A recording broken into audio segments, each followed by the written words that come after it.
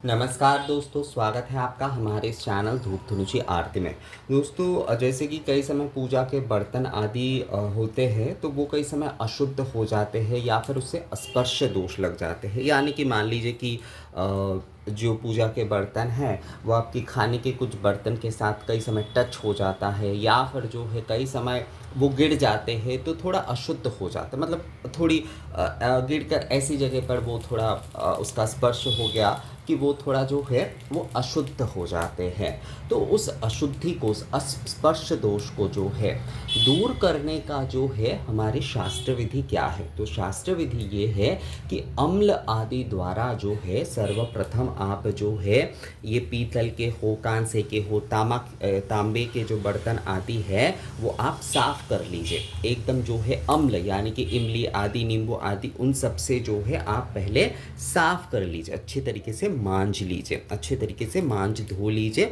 उसके बाद जो है उसके अग्नि शुद्धि करने होते हैं। अग्नि शुद्धि अर्थात जो है आप कपूर से कर सकते हैं, इस प्रकार से दीप प्रज्वलन करके कर सकते हैं, आप धूप से कर सकते हैं या फिर धूप दीप दोनों से ही कर सकते हैं। मूलतः जो है उसमें अग्नि होना चाहिए, अग्नि शुद्धि करना आवश्यक है। तो इस प्रकार से आपने दीपक प्रज्वलन कर लिया। उसके बाद अच्छा होता है थोड़ा सा आप ज्वालिनी मुद्रा दिखा दें, क्योंकि अग्नि के सप्तजिह्वा होते हैं। अगर आप ये कर पाते तो बहुत अच्छी बात है।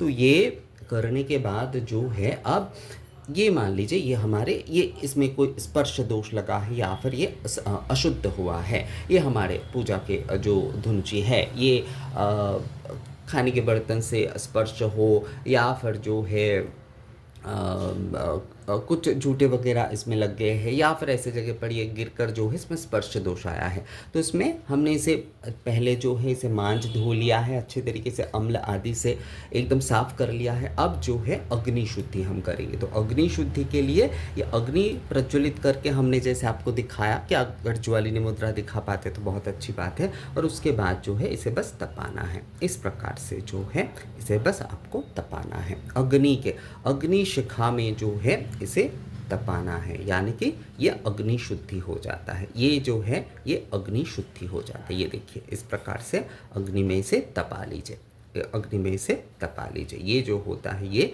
अग्नि शुद्धि होता है। ये जो है ये अग्नि शुद्धि होता है दोस्तों। इस प्रकार से तपा लीजिए। ये जो है अग्नि शुद्धि हो गया। अब इसे एक बार फिर से जो है आप धो लीजिए। मतलब जो है इस प्रकार से बस आपको अग्नि में जो है ये रखते हुए जो है इस प्रकार से इसके अग्नि शुद्धि कर लेना है। अग्नि शुद्धि आपको कर लेना है। इसके बाद जो है आप फिर से एक बार जो है इसे मांज लीजिए, इसे धो लीजिए अच्छे से। जो है इससे जो है जो प्रक्रिया है, यानी कि जो शुद्धि प्रक्रिया जो है स्पर्श दोष आदि से जो शुद्धि प्रक्रिया है वो पूर्ण हो जाता है। तो पूजा के बर्तन आदि अगर कभी भी जो है अशुद्ध हो जाए या फिर उसे कोई स्पर्श दोष लग जाए तो इस प्रकार से जो है उसे शुद्ध किया जाएगा। आप पहले मांज लीजिए, धो लीजिए और उसके बाद जो है उसे इस प्रकार से अग्नि शुद्धि कर लीजिए। तो अग्नि शुद्धि करने से ही जो है शास्त्रोक्त नियम के अनुसार अग्नि शुद्धि करने से, यानी कि अग्नि में तपा लेने से कोई भी दोष आदि, कोई भी स्पर्श दोष आदि जो होते हैं ना वो जो है वो नष्ट हो जाते हैं। तो इसके बाद जो है आप एक बार फिर से इसे धो लीजिए अच्छे तरीके से और फिर पूजा के लिए इसे इस्तेमाल करिए दोस्तों। तो बिल्कुल भी जो है वो शुद्ध हो जाता है अग्नि में तपाने से जो है। तो इस प्रकार से ही जो है आपको अपनी पूजा के बर्तन आदि के संस्कार करने हैं या फिर शुद्धिकरण करने हैं। तो ये वीडियो कैसा लगा आपको मुझे कमेंट्स करके ज़रूर बताइएगा। मिलेंगे आपसे अगले वीडियो में, तब तक के लिए नमस्कार।